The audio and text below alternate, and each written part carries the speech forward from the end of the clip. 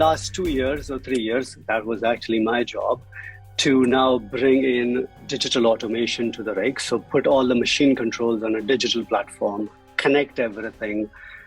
We used to be transmitting about 20 data points every second. Now we do about 10, 15,000.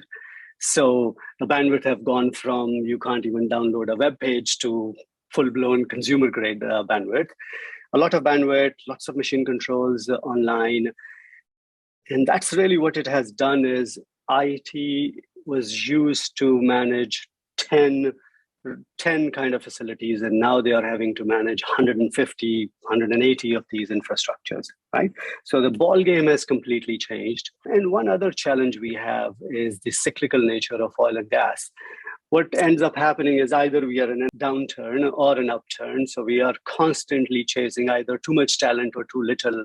So focusing on cybersecurity piece has been a challenge, right? So I think that's another piece that, exponential growth and always chasing something else as a priority.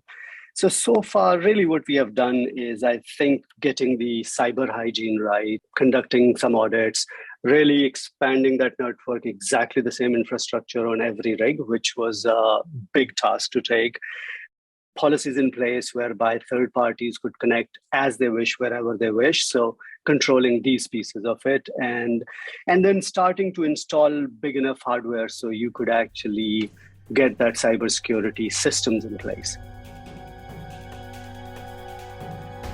Rheem is a hot water and HVAC company.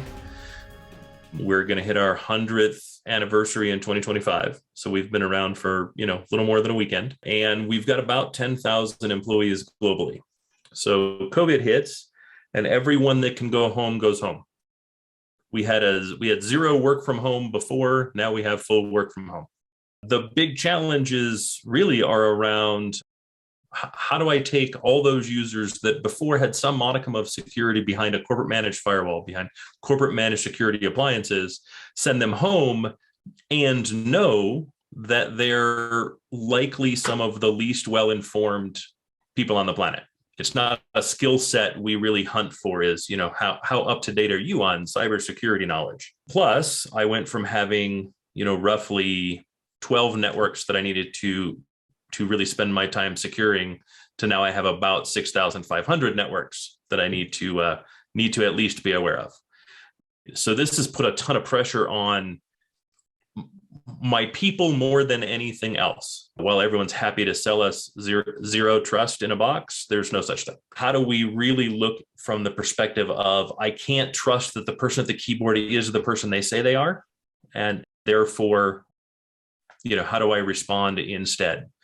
How do I look at my contractors and ensure that the contractor is in fact the person that they say they are? As you can imagine, there's always a compelling event that triggers this pendulum between a security focus versus an operation focus.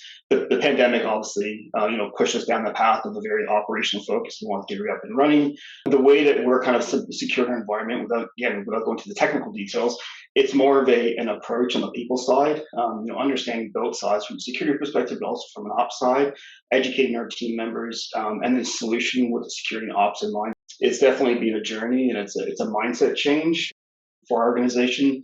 And as we roll through new technologies, we're deploying it. We're taking this view of an operation plus a security focus and bringing the teams together to solution design, so that we're not kind of on our back foot.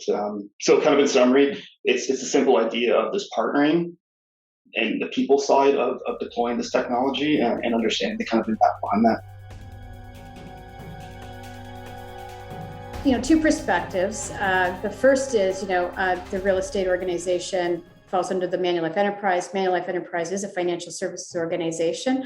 So cyber risk aversion is an imperative, right? So basically risk aversion is an imperative. So certainly we have the luxury, I have the luxury of working for this, organization of 37,000 employees that is well protected. But what we've done or seen since the pandemic has certainly changed procurement practices, heightened the risk assessment profiles of all of our vendors to include a lot of those questions that we ask of our vendors, but certainly now there's a checkbox of criteria that all of these vendors must comply with. Now, from a real estate perspective, we're adding 6 or 7 layers to our enterprise when you think of what we're doing from a real estate perspective. So there's the building to protect, right? So there's an increased amount of risk at the building level. And there's certainly a different, approach, very similar to the enterprise where there's a lot of governance, but we've partnered with organizations, industry organizations, to come up with almost a criteria that, equates to how you protect the building, how you protect tenants, and how you assure tenants that your buildings are safe. So I think there's that piece of it where now with the pandemic, we actually have more accountability from a safety perspective that extends to those 6 or 7 layers from a real estate perspective. It's really important for organizations to look at all the products they have, understand the known gaps that they have, and find new ways to close them. Everything has to be able to connect to all the information, regardless of where the assets are, whether that's endpoint, network, and cloud. And really, the assets that companies have now need to do all the work that the data center once had to do before. And essentially, that means the asset is now a data center in itself. So some of the biggest shortcomings that we've seen in the market so far are around detection and response technology not being enough. So most EDR tools are configured for about 15% of what they should block, focusing on the high fidelity alerts to not break anything. The missing piece here is the proactive threat hunting, red teaming, and continually testing your systems. And that'll enable the remaining 85% of those products.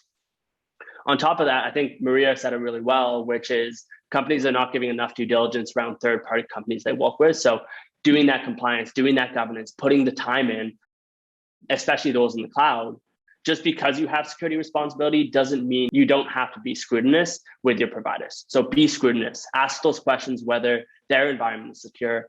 And typically we've seen companies are more scrutinous on their own maturity than others, but this really backfires on them. And the third one of shortcomings that we've kind of seen is allowing your asset to determine your data security. You should be trying to treat these assets as completely disposable. In order to adopt this approach, companies' architectures need to be built where the asset is basically a keyboard and monitor. If the asset is treated as disposable, nothing should persist there. No loss of data, no impact to the user, nothing, right? So if you're thinking of it in a way where that asset doesn't matter and you use something like VDI, it's much easier to allow your asset to not determine your data security. A lot of companies, they restrict those accounts in some places instead of restricting those accounts everywhere. And then the final one is not understanding the attack surface is every place where your credentials live. Without implementing dark web monitoring to understand where employees' emails are compromised on public-facing sites and browsers like LinkedIn, Chrome, attackers are going to use reconnaissance and just log into your environment, and companies can have no idea. It comes down to these 5 things. It's important to proactively threat hunt, be more scrutinous on third-party companies and their security, treat assets as disposable, implement account restrictions everywhere, and know where leaked credentials are.